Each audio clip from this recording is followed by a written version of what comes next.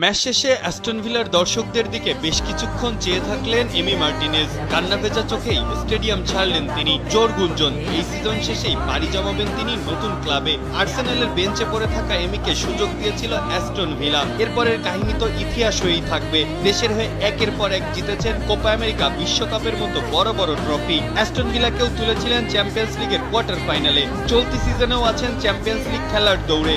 তবে ৩২ বছর বয়সী এই গোলকিপারকে পেতে হুমড়ি খেয়ে পড়ে আছে ইউরোপের একাধিক ক্লাব। লোভনীয় অফার আছে সৌদির এক ক্লাবের পক্ষ থেকেও। তবে সে প্রস্তাব এমি ফিরিয়ে দিয়েছেন বলেই নিশ্চিত করেছে আর্জেন্টিনার গণমাধ্যমগুলো। এমির চোখ এখন ২০২৬ বিশ্বকাপের দিকেই। তাই নিজেকে আরো প্রস্তুত করতে ইউরোপেই থাকতে চান তিনি। কোথায় হতে পারে এমির পরবর্তী গন্তব্য?